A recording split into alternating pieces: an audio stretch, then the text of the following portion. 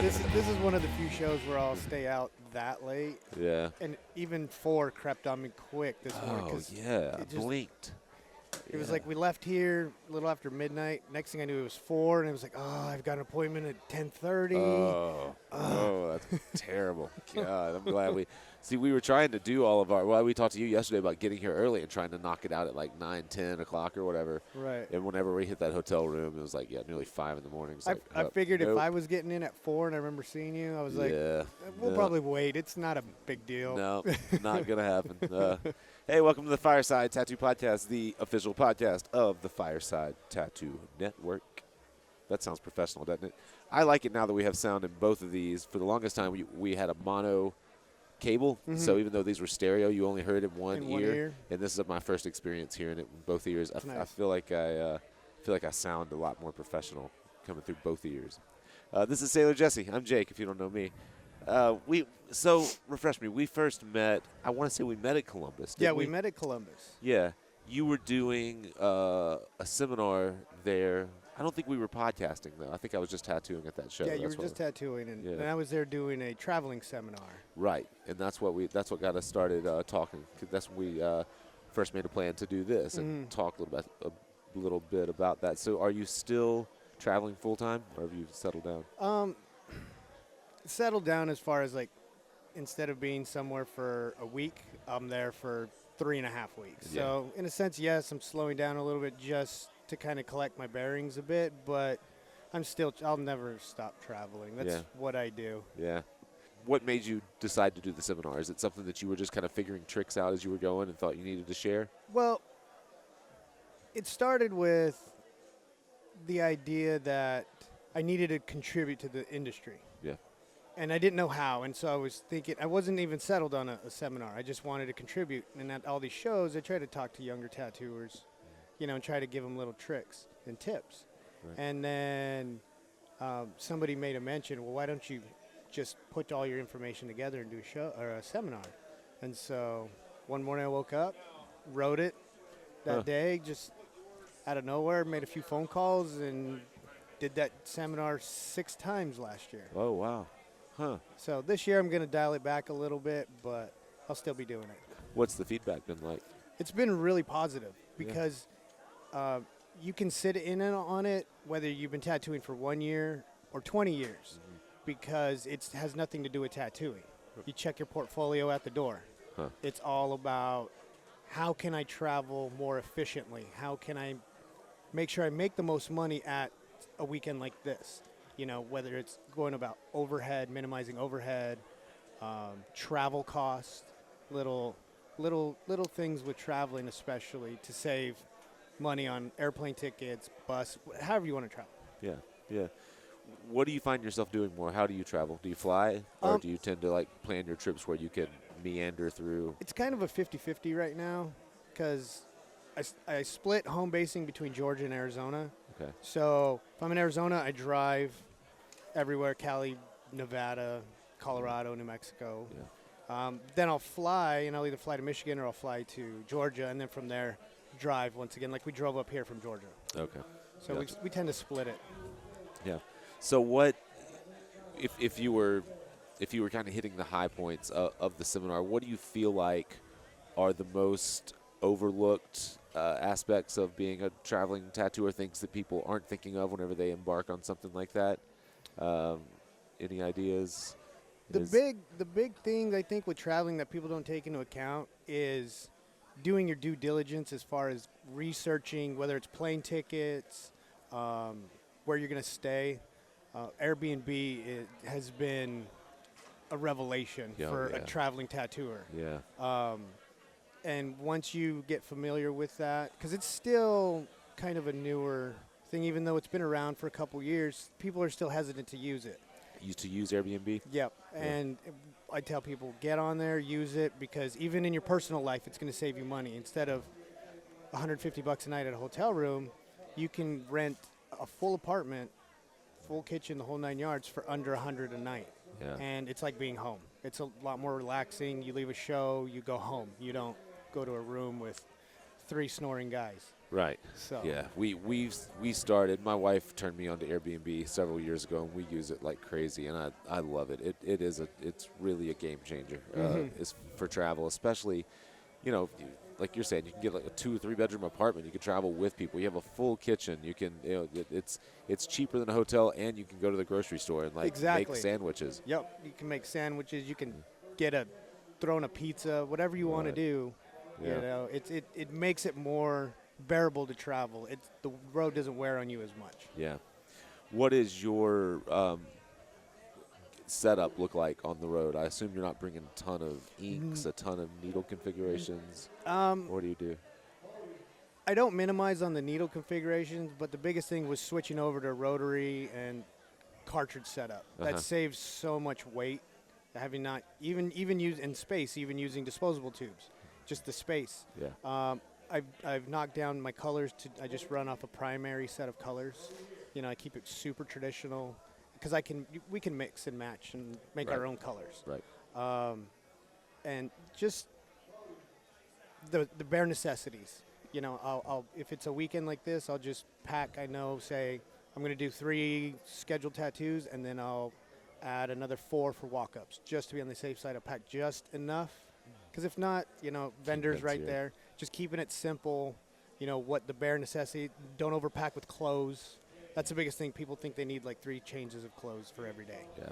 You just simplify it and get your weight down. But I do take a table with me everywhere I go. Yeah, I noticed you had a travel table. So, what's been your experience with that? Chairs, table, lamp, arm prop, or do you carry all of that stuff, or are you? Yeah, I carry a small travel armrest. Okay. And I found at one of the hobby stores. It was a little LED lamp, Uh-huh. little light, but it's a desk lamp. But it comes out. It's got a clip, and it Yeah. has 3 settings, and it goes medium, good, and then super bright. And that thing folds up, goes in the suitcase. The armrest goes in the suitcase, super easy. As far as chairs go, I just kind of, if I stay in the the chair. hotel, I'll use the hotel room chair, because a lot of Yeah. times there'll be an office chair upstairs. Oh yeah. And one of the seasoned veteran tattooers, I noticed he would steal the chair from his room, and just makes a world of difference if I can do that. Oh, I've never thought of that. I always end up using. I tattooed in this chair Yep. all weekend, and you Yeah. have no wheels, kind of stuck. You find yourself just like hanging off of it, just barely trying to reach the person because you don't want to scoot back and forth. Yep. Yeah, and as long Yeah. as you return the chair back before you check out of the room, Yeah. you're good to go. Yeah, that's a great idea. So, 2 more big aspects of traveling. One is finding places that you actually want to tattoo and people that you want to be around. I assume you may even crash with people from time to time. Or Oh, do you definitely. Yeah. Definitely.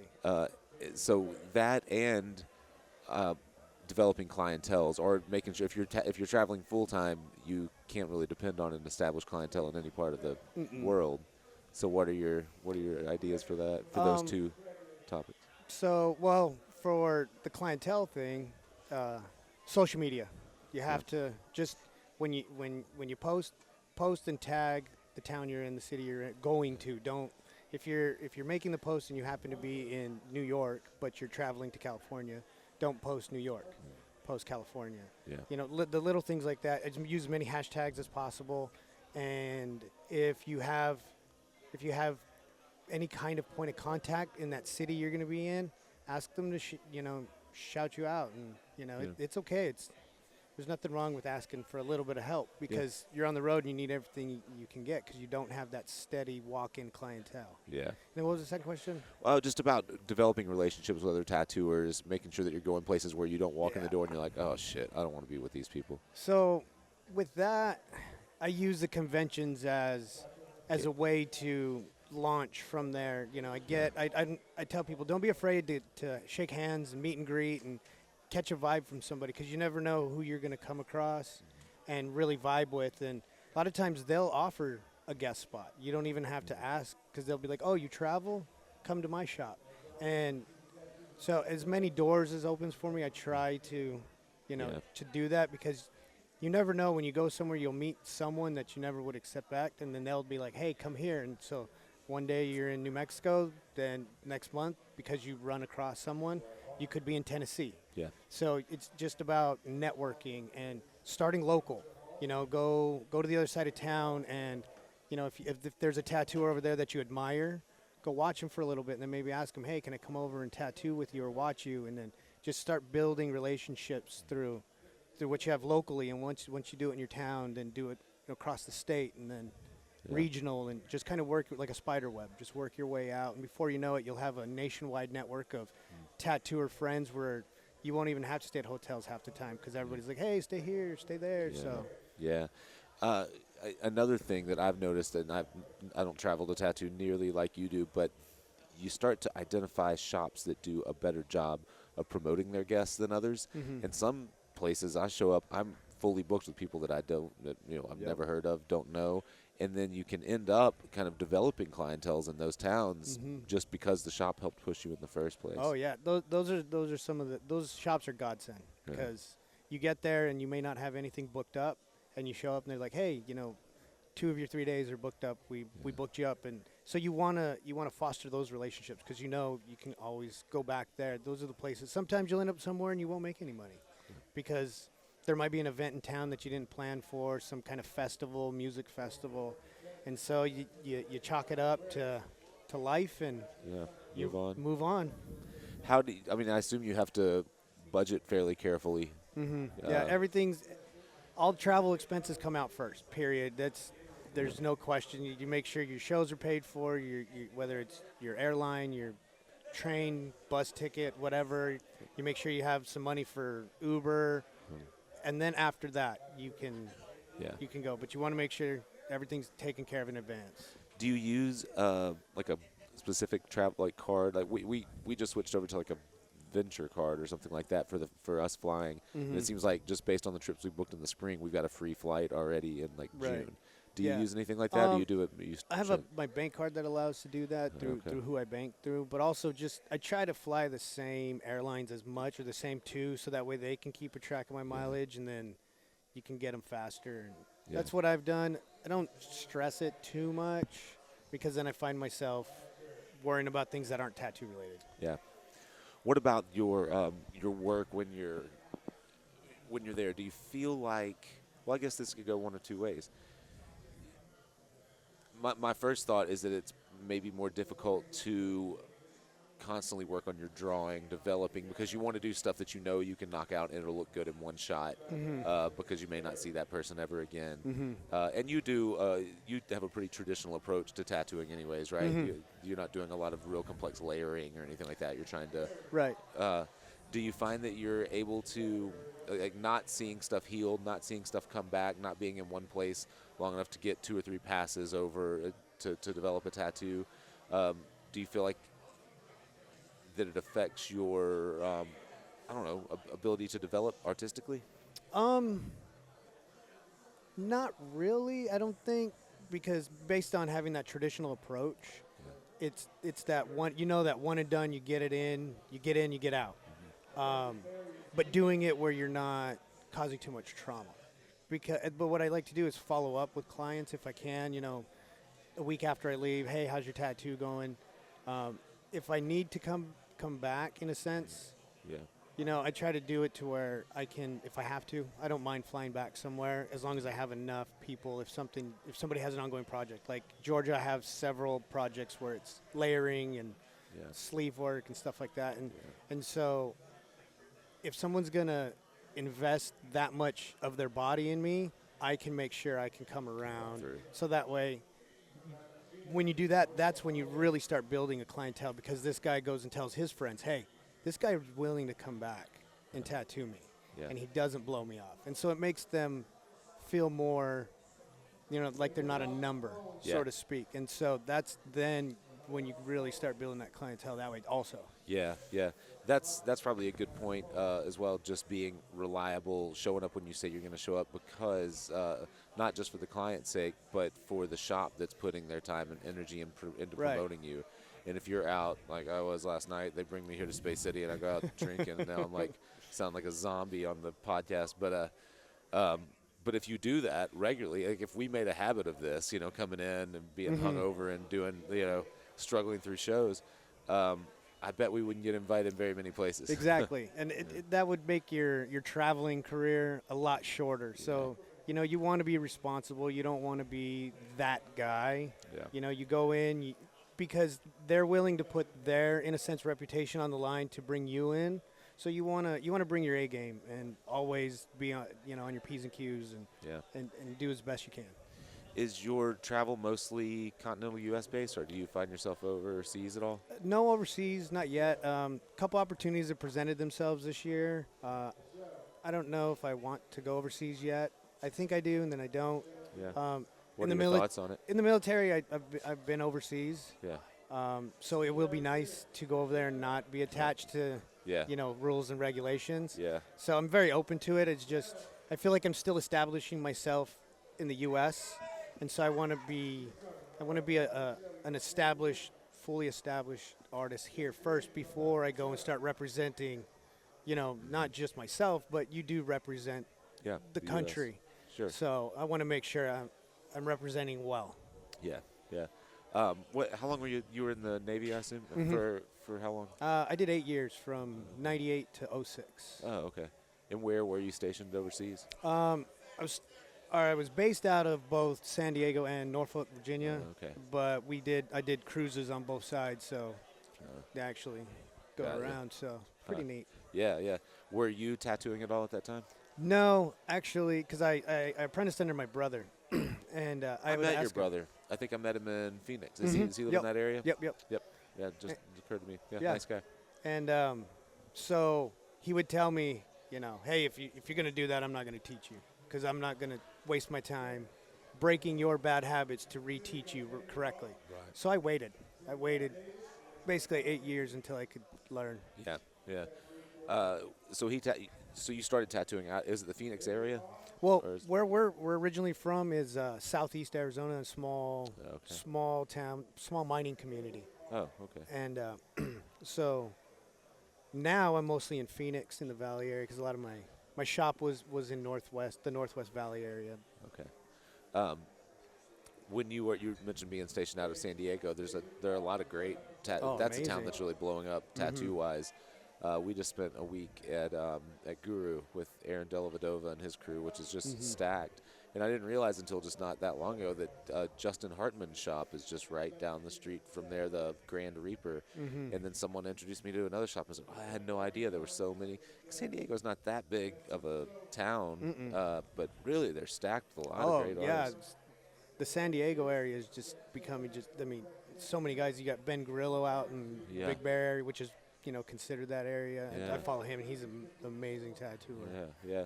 Where are some of your favorite areas? Where do you tend to keep going back to, other than areas that you just have commitments? I really, really enjoy going to Washington State. Oh, yeah. And I have tattooed out of the Seattle area, but I go more inland in the smaller towns. I got some connections out there, and I mean, there's nothing better than being in the forest, just nature. So that's a really great place to go. I do really enjoy coming to this part of the country. Yeah. There's just something about this Northwest Georgia, Alabama, Tennessee area where everybody just loves to get tattooed. Yeah. And they just want to. They embrace the culture here so much more. Yeah, and it's very green. It's a very pretty. I mean, it rained the whole time here, but it's very green. Is this your first time doing Space City? I've done it all 4 years. Okay, yeah. That's crazy. I don't know. We've been here 3 of the 4 years. I don't know how I haven't caught up with you before. I'm always busy. Yeah. At this show, this is one of my busiest shows that I do of the year. That's the struggle with this show, and that's why the first 2 days, the last 2 years, I tattoo the first 2 days and podcast on the third day because we come in, the first year we learned, we would come in and we were trying to get shows, and everybody was like, yeah, as soon as I'm finished with this tattoo, but then they've already got 2 other tattoos waiting. I mean, everyone tattoos here.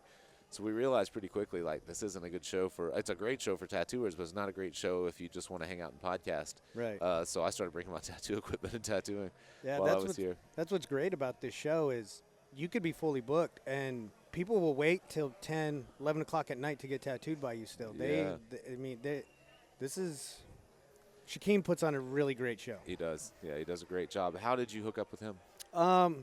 Through some of my mentors, we have some common mentors, and when he did the first year here, because I'd met him Atlanta and a couple other smaller shows before that, and when he put the show on the first year, he gave me a call and he's like, "Hey man, I'd really," and I know we don't know each other very well, but at the time, he's like, "But I'd really like you to do my show," and I was like, "I'm there." Yeah. You know, anytime I can support another tattooer who does for the industry, I'm all about it. Yeah.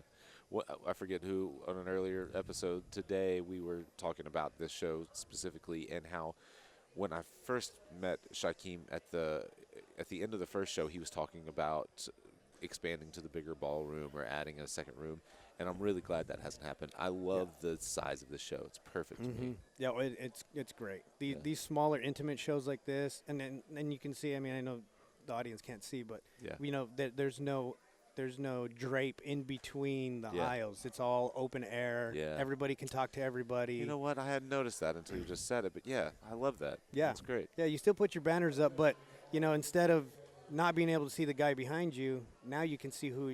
And so now it's not just left or right; it's behind you, it's in front of you, and you get more socialization that way. It's really really neat. So if someone were just starting to tattoo and they're going to run around the United States, you'd say, okay, let's do this a couple of ways. Your favorite part of the country because of the atmosphere and the scenery is Pacific Northwest kind of area, Washington or whatever. Yeah, there for the scenery, the South for the tradition of tattooing. If you're a young tattooer and you're out there and you want to get started, you know, start locally, start in your city, start in your town. You know, meet other tattooers locally. Get known locally first. I remember seeing somewhere Tommy Montoya had a quote. He said, "You got to be hood famous before you can be world famous." Yeah. So get known in your town, get known in your city, get known in your state, and then from there just expand and then find concentrated areas that have rich tattoo tradition. The South, you know, the New York area, the Bay Area if you can get it. You know, find little areas where you can go there and just really learn and soak up from some of the greats that are still around. Yeah, I think that's really good advice. We're a lot of times in a big rush to get out because one of the great things about being a tattooer is the ability to travel and make a good living and meet new people. And I think we're, especially in the social media world, we see so many shows. Like we see people, you know, posting from here, posting from wherever, and there are 10 shows on every weekend, it seems like now, and so you want to jump in and start doing that stuff. But I think you're absolutely right. Getting comfortable in your own area, working your chops out a little bit in your own area. It's a much more difficult environment to come and tattoo at a convention or at a shop that you're unfamiliar with, where things aren't where you're used to them being. And if something's not going right for you in the tattoo, that will just amplify it being in an unfamiliar setting where maybe the lighting isn't great. Exactly, because then it slows down the tattoo process, and sometimes the client's works can suffer if you're not careful because you are in an unfamiliar environment. So as you build and you gain that experience, you start learning to become comfortable in an uncomfortable setting. And that's what really cares, because you know everybody wants it now, so they want to be that shooting star.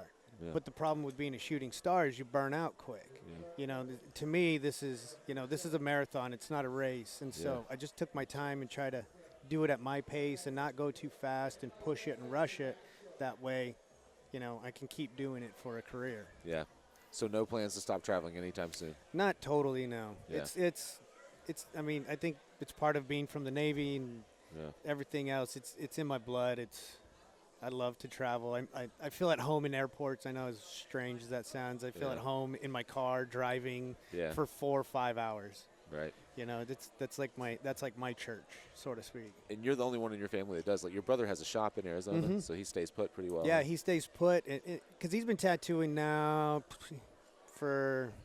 And he's gonna hate me saying this, but we've been tattooing like 30 years. But he started as a teenager, and he's in his 40s now, and it's what he does, and he does it very well. Yeah. But that works for him, you know. That he has that established, and and I mean, he was doing it before it was big. So the fact that, you know, he has that longevity at such a young age That I envy that. Yeah. But yet he looks at me and he's like, man, I wish I could travel like you. Well, it's a give and a take, and maybe one day we'll switch places. Yeah, it is. I mean, and maybe one day you could switch places. Who knows? Yeah. But it is a give and a take. And there, I mean, we've traveled more since we've done this show than I ever did before, and it is a lifestyle, man. And there are some things that are very difficult about it, especially when you're traveling with gear and when. And in our case, carrying, you see what our camera setup's gone to. We used to travel with these. We wanted to look cool, so we had like big lights and big cameras, and it looked like we were like the news, Right. here. And now we're down to cameras that fit in your pocket. It's just like we gotta simplify this stuff. We have to find a way to get rid of tripods. Once we do that, we're golden. Golden, huh? Yeah. Yep. Yeah, it's all about minimizing and finding that space and just being efficient. That's the biggest word that I use in the seminar is when you travel, be efficient in how you're doing things, whether it's, your tattoo equipment, whether it's how you dress, when you're traveling, and I don't mean just, once or twice a year. I mean, once, twice a month minimum. Be efficient. Learn to be efficient. Study it. Be conscious of it, because then you will learn you don't need as much things as you thought you needed. Yeah. And that's probably something that's unique to that person. I mean, I'm sure you can give a lot of good advice in the seminar about what you're doing, what works for you, but probably, going and, like you say, pay attention. When you're at the hotel room, like, did I wear all 5 of those shirts? Did I stay in the same jeans all weekend? Like, Right. if so, why did I bring the other 2 pair? Right. Yeah, exactly. It's just being conscious of what you've got going on, so that way you can save time, effort, money. That's because that's what it all equates to, is just being efficient. And you can't tell specific people how and what to do, because it works for me. So in the seminar, I tell people, pack however you're going to pack. But the things that are going to save you are what you're doing with your time. How are you getting your stuff set up? Are you scheduling enough in advance? Because then everything falls into place. So when you're worrying about the material things, you're not worrying about 5 other things that are falling apart. Yeah. Something that I did for the first time this year, and I'll credit our friend Ty Pilata for getting me to do this. We split booths a lot. We tattoo a lot together on the road, and he determines his year on the front end, and he pays for everything. Right, like he's already booked and paid for Hell City, Phoenix, and he's already booked his flight, and he already has the room, and and that's in August or whatever. And so this year, I was like, I haven't gone quite that far, but in December, so I could write it off in the last tax year, I bought everything from January through June. Bought every flight. I never used a credit card, but I bought every flight, bought every hotel. So by the time I get there, I don't have to worry about that stuff anymore, and it's paid for. It's almost like a free trip at that point, because you bought it so long far ago. in advance. That I try to do that with the ones that I know for sure are set in stone. Yeah. Then I'm like, okay, these are my main ones for the year. And the first, say, the 6 months or whatever, I'll pay for as much of that as I can. Yeah. I try not to pay for hotels just because then I forget about the Airbnb thing. Yeah. And, I mean, that's a money saver right there. Yeah. You could save 60, 70% on just your lodging. Because, I mean, realistically, we use the room to sleep in. That's it. Yeah. We don't even draw on them anymore because we're constantly in here. Yeah. Because they let us in earlier and earlier, and we stay later and later. Yep. So why pay, once again, $150 to close your eyes in a box? Yeah. So where are you doing the seminar this year? What shows? Duke City, which is Albuquerque, New Mexico, in July, and Hell City, Phoenix. Okay. So just twice this year, and I'm going to do it in the Southwest. I was going to do Hell City, Columbus, but Not doing I'm it this just year. not going to do it this year. Yeah, but you're headed to Motor City from from here, and that is coming up fairly soon? Yeah, first weekend of March. Okay. I'll spend 10 days in Northwest Georgia, guest spotting at a shop down there, and then from there I'll fly up to Detroit, do Motor City. And you'll stay there for a while? Or I think I'm only going to stay for a couple days this time. Okay. One, it's super cold up there this year, and I'm from the desert. Yeah. My blood's too thin for that. Yeah. You know. Yeah. So then I'll head back to Arizona for a bit, and then still contemplating, but it looks like I'm probably going to do Chicago. Okay. So I'll be a last minute kind of grabbing booth, but yeah. Troy's really good about, accommodating. Yeah. For sure. Yeah. That's nice, especially when you get used to traveling as much as you do. You're able to reach out to people and get to know the promoters everywhere. And a show that we're doing, speaking of the Pacific Northwest, will be at Evergreen in a few weeks. In Eugene, Oregon. Joshua I've wanted to Carlton's do that show so much, and it always conflicts with other shows that I've done during the year because that March April show season. Yeah. Sometimes shows I've committed to overlap, and so that one's you should put it on your bucket list at some point. It's a little bigger than this, but it's pretty small. Nice. And they do a really, really great job. High level tattooing. I mean, across the board, people I'd never heard of that were just jaw-droppingly good. I judged, I think, just Tattoo of the Day on one of the days, and I could not. You couldn't pick. I mean, it was just like you're splitting hairs. Oh yeah. Another show that's like that is it's a really small show. It's about this size. Maybe it might be a little bit smaller. John Lewis in Tucson puts it on, the Tucson Tattoo Expo. Super small. A lot of tattooers you have heard of and a lot you haven't heard of, but the level of tattooing down there is just insane. And I mean, you're splitting hairs for Tattoo of the Day between amazing work. Yeah, that's how this was. Well, cool, man. I'm glad you took the time. So Detroit from here, if someone wants to catch up with you and get on your books, what's the best way to reach out? Best way is really Instagram. Just DM me. My Instagram is at Sailor_Jesse, Jesse. Or you can just look up Sailor Jesse on Facebook. I'm pretty good about getting back through on my social media, and then my email is originalsailorjesse@gmail.com. Okay, and you take appointments from all. Yeah, I take appointments. However, it's just come in, hit me up. We'll work it out, and go from there. Sweet, man. I know we'll cross paths again. Yes, well, we at will. the very least at Hell City, Phoenix, I bet. Definitely. So, dude, thanks. Thank you. Appreciate it. Thank you guys as always, and we'll see you next time.